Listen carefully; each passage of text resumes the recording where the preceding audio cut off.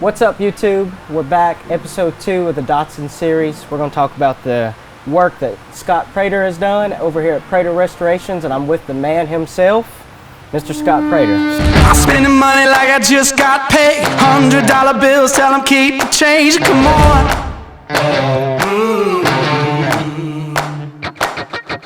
If pop a bottle, about to make it rain. Let me give you something now to celebrate. Come on.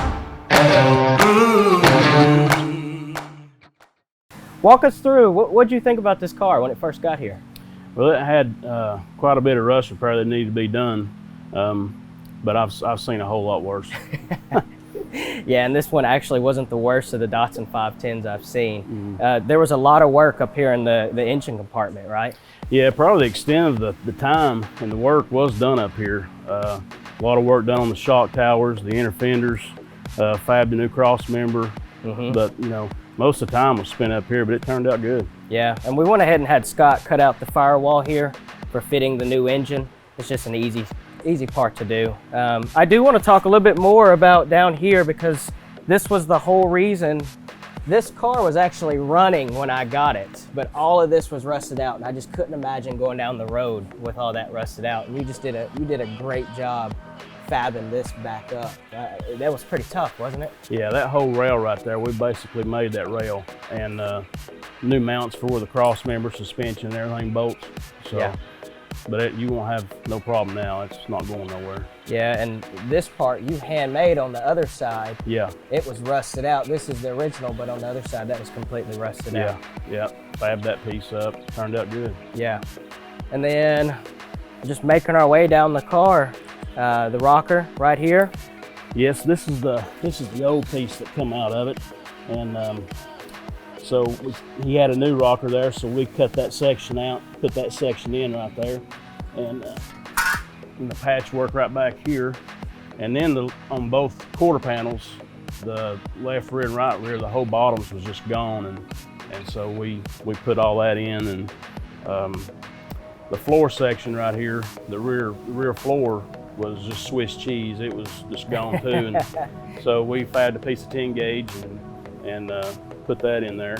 Yeah, and that's going to work out good. The original had a contour in it, but for stiffening up the frame and just ease of repair, we decided to just go with a flat plate. Yeah. I mean, that's much simpler.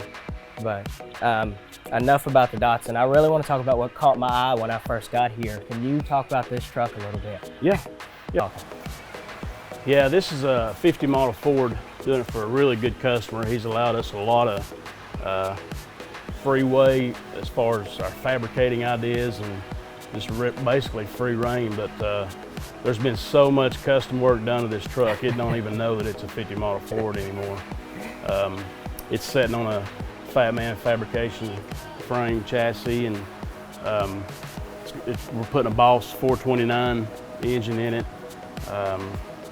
Just tons and tons of hours of custom work done. No kidding. And I like that you said this thing was fully primered when you first got it.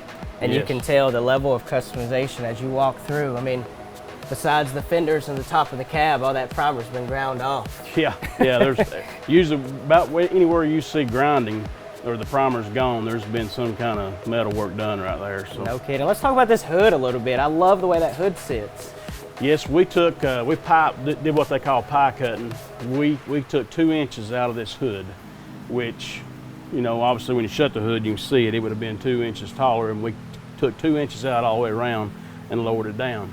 Just to give it a lot prettier rake toward the front, took away that really fat look to it. Yeah. And got rid of all of the factory hood bracing on the underside, braced all that up with 10 gauge, and by the time all that's slicked in, you'll see no bracing under there at all. You won't see none of that. And underneath the hood will be just as slick as the outside of the truck. And I think it gives it a really sporty look. It matches the wheels, and you've curved this front a little bit, right? Yes, like I said, this is a 50 model truck. Well, this has got a 55 grill in it. And so what we was wanting to do is just change the front end of this thing totally.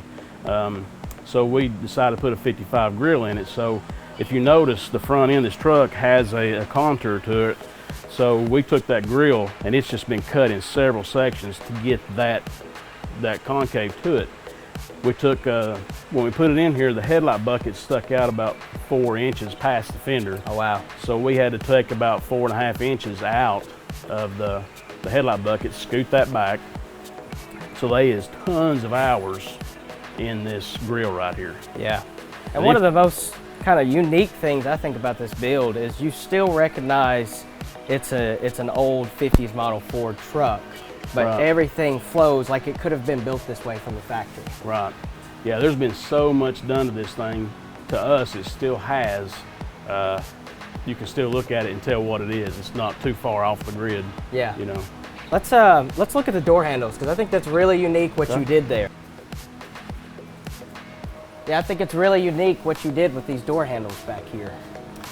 Yeah, these are from Ken Diggett Design, and when the customer bought these door handles, he brought them in here, and we got to looking at the door jamb. The casing that door handle sets in, it's a little bit thick, and the jamb right there is pretty thin. So we was running into window regulator issues, track issues and stuff, and so I asked him, I said, do you care where the door handles are going to be? And he said, well, what do you mean? And I said, well, come back a couple of days and I'll show you. So he come back and they was there. And now on a regular truck, it wouldn't fit, but this one has so much custom stuff done to it. It just fits perfect right there, and he absolutely loved it. Yeah. And by the time that's painted, you'll never see them right there. Let's see how they work. Okay.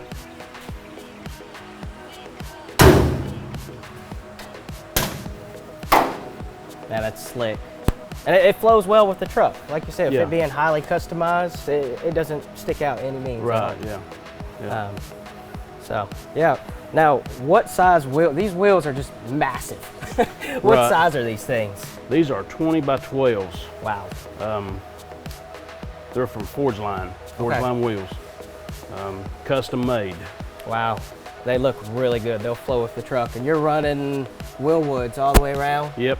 Okay. Wheel wood, 4-wheel disc, all the way around. So it should handle pretty good. Oh yeah. Yeah. Yeah. Nice. Now, one thing that's missing here is probably the most heavily customized part of this truck is the bed, Yes, right? sir. Let's walk over and talk All about right. that bed a little bit. You've worked on this bed probably more than the truck, haven't you? Yeah, pretty much. The fabrication time that's in this bed would probably equal out about 6 months Wow. of just fabricate work in this bed. We've got another truck over here that has what this bed would have looked like from the beginning, and you'll be able to see the major change in it. Oh, yeah. We've actually took and made panels that roll the inside. We've made a tube frame for this bed that the wood will actually slide in and out. So Okay. you'll see no bolts in here that hold the bed down, hold the wood down. So back here, you can actually, there's a panel right here that we made you can take out, and that frame right there, you can grab that wood and that whole piece, it'll just come out as one piece. Nice. That'll we- look really slick. We put our tail lights in the factory bed post. We scooted the post back, put the tail lights in right there. And you've done an actuated tailgate release as well, right? Yeah, yep. Nice. You can hit a button, tailgate comes down and back up. Now, one thing only the people that would know a lot about these beds is how you kind of teardropped this a little bit. Let's dive into that a little bit more. How Yeah. long did that take? Oh, tons of hours. These things was really fat from the factory, and too, with the way we rolled this panel right here on the underside of the bed, we wanted this piece to really be thinned down, then it come up and just roll with that, just flow real good with that. So a lot of time right there, that's for sure. Yeah, that's really going to go well with the theme of that bed. I mean, Yeah. this whole truck will flow well because every part of it's been customized. Right. So And we took round bar tubing and just continued it all the way around the truck, all the way Yeah. around the bed. That's awesome. And I think it's really cool that you're doing the complete opposite build on this guy over here. This is more of a factory, but it just so happens that it's the same truck. Right, yeah, yeah. Yeah, this is what that bed would have looked like. So you can see the amount of time and the stuff that's done to that one when you Yeah. look at this. And Now, there's a few things done to this one, but this is pretty much factory look right here.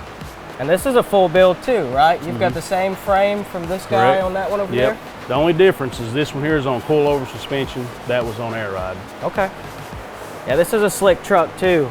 We have a 50s Ford, my father and I, and it doesn't look nearly as good as this one. So we'll have to bring it over to you. And you're running these same door handles on this guy? Same door handles, yep. Okay. Yep. And the jamb that's in this door here is a little bit wider, so it fit perfect right there. Nice, nice. Now tell me what's going on over here in the booth. Well, that one's my personal car there. That's a 67 Camaro. Okay. We're blocking the primer on it today, and we'll put it in the last stage of primer tomorrow, and that next week should be ready to start putting some paint on that thing. Yeah. I bet it was kind of nice. You built Dan's Camaro as well, right? Yeah. And it's the same year. Same year. Okay. Yep. Yeah, there's a lot of work in that car for sure. Yeah. And that'll be one of our other feature videos where we get to talk about that T56 lockout that you put in there. Yeah, that was a nice piece. And then just to highlight another finished product of what you've built. It's truly an amazing car. Well, I appreciate it. Thanks a lot. So, all right. Well, hope you guys got to see a little bit of what's going on over here at Prater Restorations. As always, hit that like button, hit that subscribe button. And if you like these type videos, we'll try to make it to other shops as we build the Datsun.